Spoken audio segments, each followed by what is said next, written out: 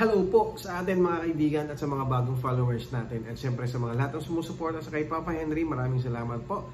Pag-usapan nga natin mga kaibigan kung bakit hanggang ngayon wala pa rin po tayong certificate sa mga plaka na pinadeliver natin. So marami sa atin na nag-react na wala parang certificate, matagal na, tapos yung issue din ay matagal dumating yung ating pinadeliver. Sa totoo lang mga kaibigan, ginagawa na po ng paraan ni LTO na mapabilis yung deliver o yung transaction ng mga deliver ng ating mga plaka. Kasi nga po yan ay plaka natin at dapat ibigay po para sa atin. Minsan nga yung iba umaabot na ng buwan bago dumating yung kanilang mga plaka.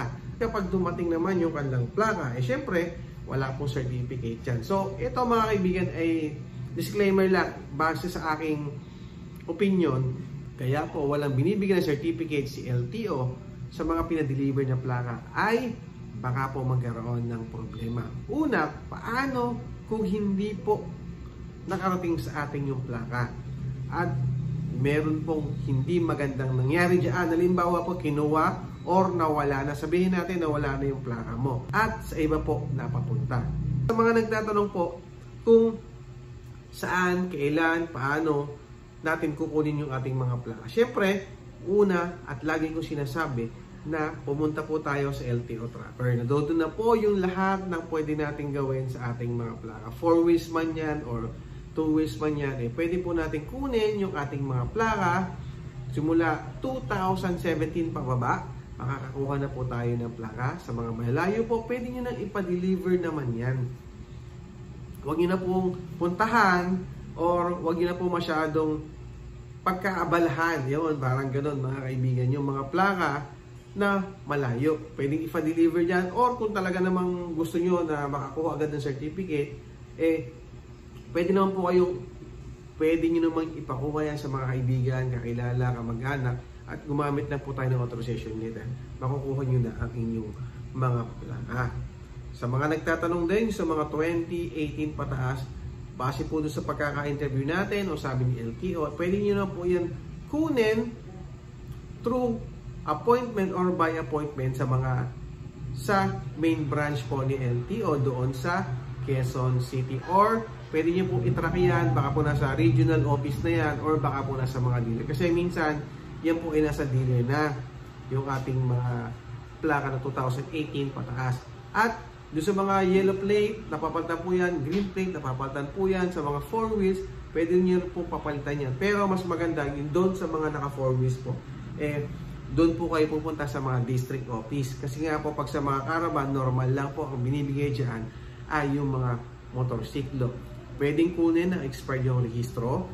Pwede pong kunin na hindi po natin kasama yung first owner.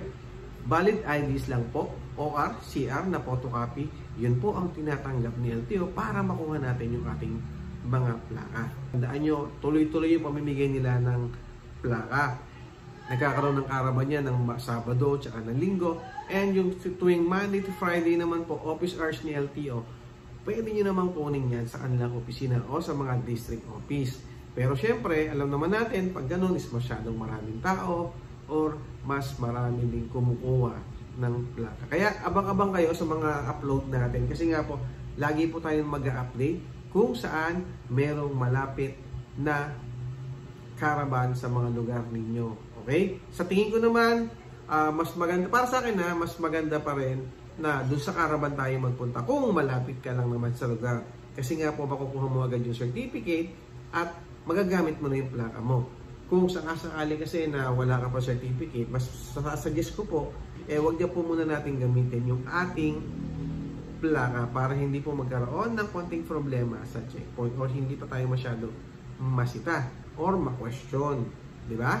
Ngayon, kung naman meron na kayong certificate, pwede po natin yan ipa-update at pwede po natin isabay yan sa registro ng ating sasakyan. At kapag po expired ng sasakyan natin, tandaan nyo, may multa po yan ng 12,000 pesos. Okay? So, Mga kaibigan, maraming salamat po sa pagsuporta. Mapahinag kung umabot ka sa video na to. At simpleng pag-uusap lang natin ay sana naman i-like, i-follow nyo na rin yung aking Facebook page at sa aking YouTube channel. Maraming salamat po and ingat po tayo palagi. And see you soon mga kaibigan sa kalsada. Bye-bye! Thank you!